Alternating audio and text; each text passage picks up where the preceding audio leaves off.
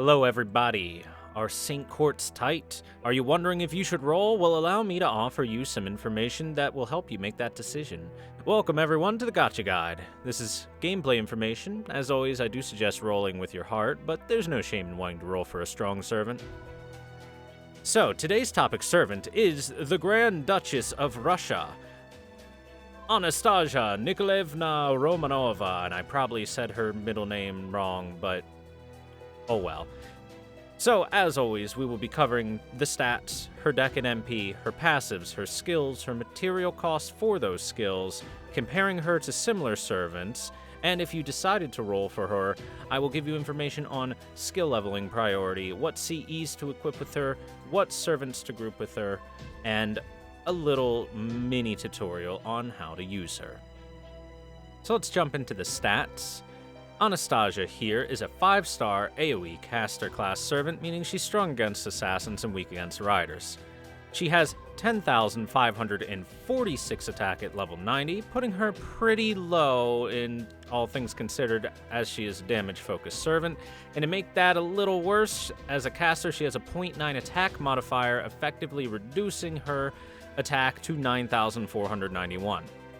Her HP, on the other hand, is at 14,259 at level 90, which is pretty high to make up for that lack of attack. So, she's a little bit bulkier in terms of survivability. Onto her hidden stats, we see that her NP gain on her attack is 0.51%, relatively average to low, a little below average maybe. As for her cards, she has 4 hits on her quick, 3 on her arts, 3 on her buster, 5 on her extra, and 4 on her noble phantasm. This is overall average hit count. What really hurts is that the arts card only has 3 hits, so that somewhat low NP gain combined with somewhat low hits, or a little bit average hits I guess, certainly doesn't help. Her star weight is 10.8%, which, not particularly great, or I'm sorry, that's her star creation rate is 10.8%, not particularly great. It's okay in terms of caster class, but she only has 1 quick card in the first place, so you're not going to make use of it much. Her star weight, aka her critical star priority, is at 49, also pretty low, making it hard to get stars onto her, and she isn't a support servant, she is a damage dealer, so unlike most casters, so that is a bit unfortunate to see.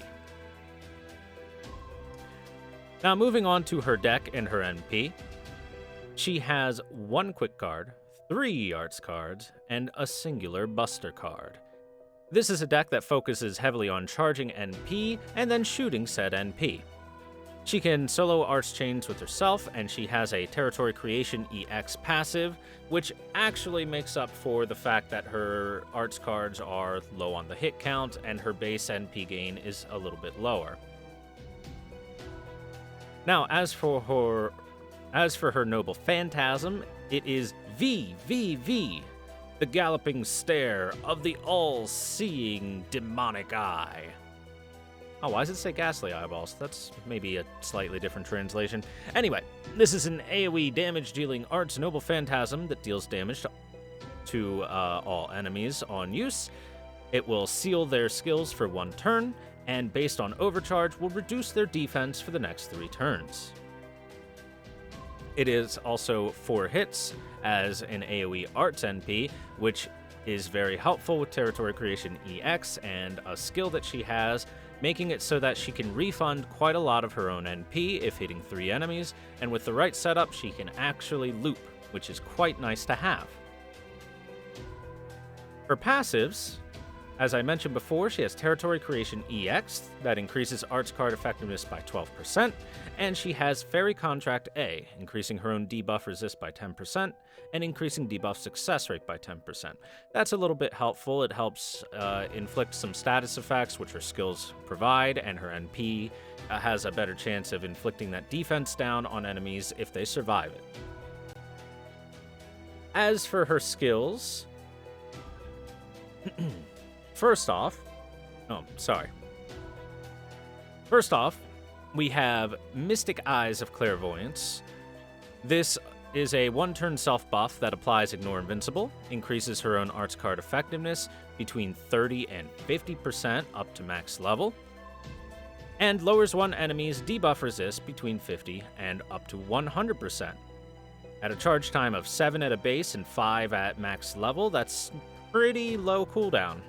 Somewhat spammable, but as it is a singular turn buff slash debuff, it has an effective 4-turn cooldown, which is, to be honest, a little bit high compared to a lot of other servants, but at 50% self-arts buff, that is very high to make up for it.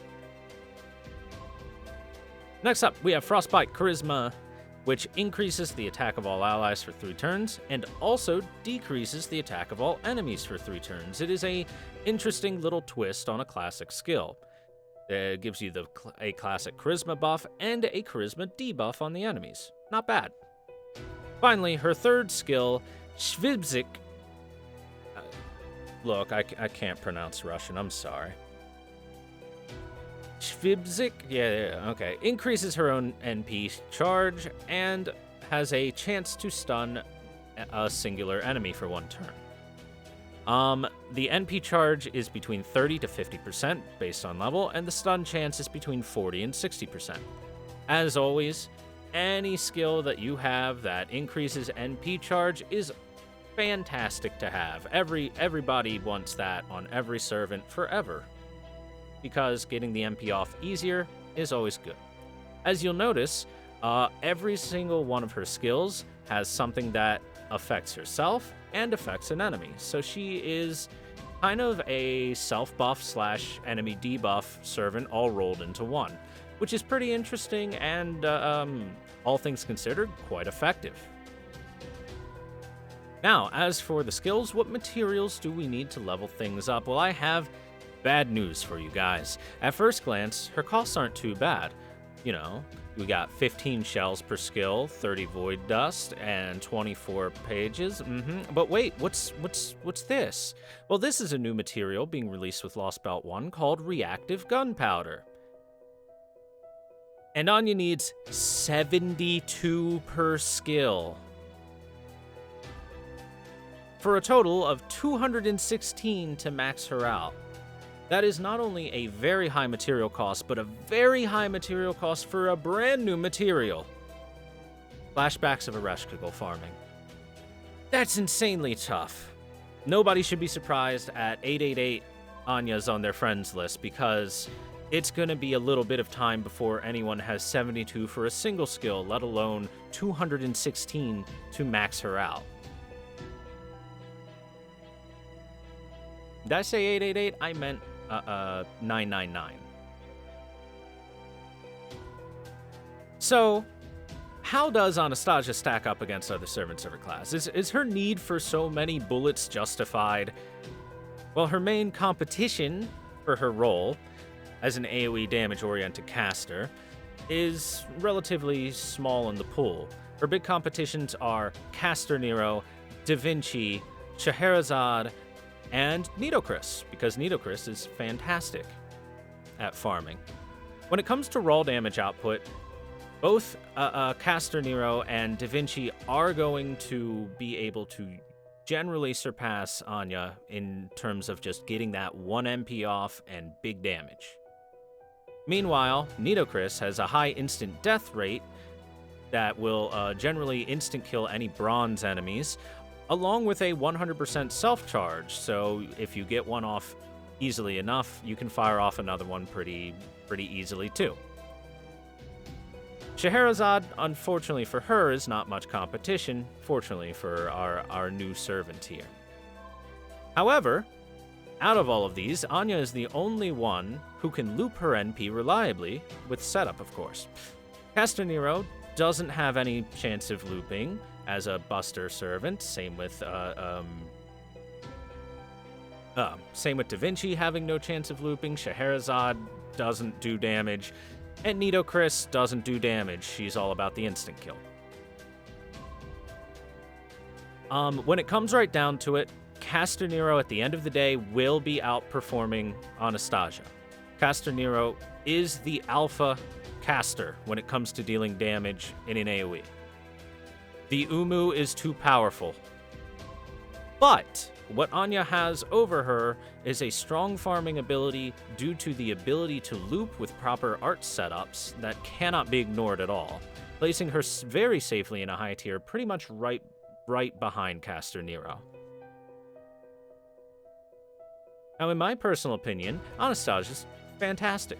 She is a great damage-dealing caster. If you have good support for arts units, if you've missed out on a servant like Caster Nero, then Anya is a wonderful servant to fill that role. In a game that's mostly farming, having someone who can farm quickly and who can loop is always something that is good for you. So if you've rolled Anastasia, I'm sure you want to know which skills to prioritize. Well, normally, I always say level up the self-charge. However, this is up to you, as her self-charge starts at 30% at level 1, which is quite high. It is easy enough to pair her with a Waver or a Merlin or a Helena, who can easily get another 20% if you happen to have one of those good event CEs with a 50% start charge, or even just having a max limit broken imaginary around is already enough, or if you have a kaleidoscope, she's flexible in that way. And her secondary ability of the stun isn't terribly important, and the cooldown is going to be 7 turns even at max level, so lowering that cooldown isn't of the highest priority. So if you don't think that you need that 50% charge, if you have good enough support to help her out, you don't need her to provide all the NP for herself, you can actually leave that skill at a lower level right now if you want to. And instead prioritize her first skill, which is basically even with her third skill in importance. And that is because it gives you that massive, massive arts buff, up to 50%. That affects 4 out of 6 of her cards, including her Noble Phantasm, which means that she gains a massive damage boost for that one turn. And also it ignores Invincible, which is the best possible thing to ignore. Her Charisma buff / debuff, it goes from 10 to 20% at max level. It's not a massive difference. The biggest thing that it helps out with is the fact that it is a entire game-wide buff / debuff. Debuff enemies while buffing yourself, and it hits everyone. Pretty nice, but not of the highest priority. This is a servant that is fantastic to have at 10-10-10 at the end of the day, though, and I would recommend that you focus on leveling all of her skills eventually, at least as much as you can. Now, moving on to craft essences to equip for her. As always, we've got Kaleidoscope and Imaginary Element.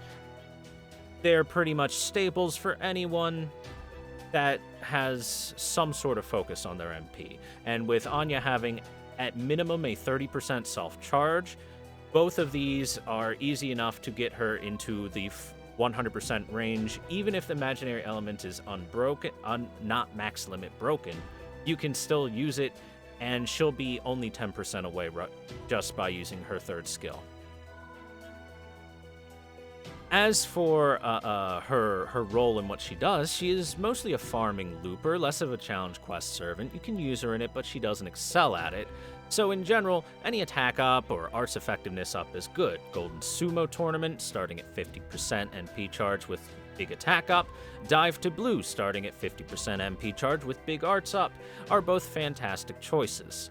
The Black Grail is actually a fairly good choice as well, even not for challenge quests, mainly due to the fact that with that bonus hefty NP damage that it will give, she can guarantee overkills and refund a large chunk of NP, if not her entire MP bar with the right setup, after using it.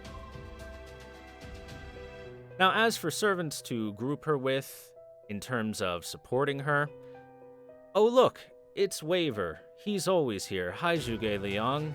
well done making it to the list again. 50% MP charge and attack up is a no-brainer. He works with everyone.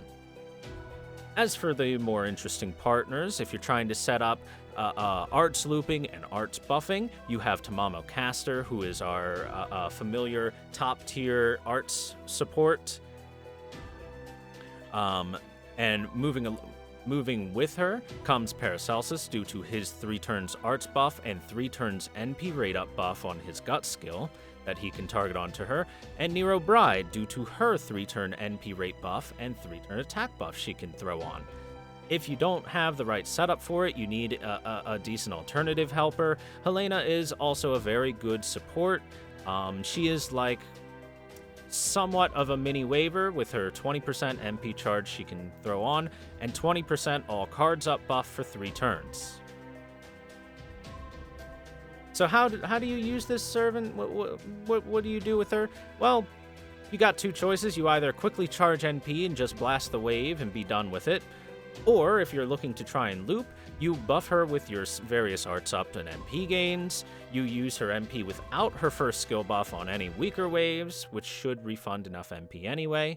And on a bigger wave, you use your first skill in order to get that kill, unless you want to let the thing live and then follow up with a couple of Anya's cards to guarantee the rest of the NP gain. So too long didn't watch? This is a good servant to roll for. She's great at farming, she has a high self-charge for easy NP, she has arts looping, she's flexible, and of course, big menacing stand aura. And who doesn't love a good JoJo reference? So of course, let me know your opinions on Anya. And if you enjoyed this video, follow me on Twitch to see these recorded live, watch new FGO gameplay and other stuff, join the Discord for Ask Any Questions, and I'll see you guys next time. Thanks for watching.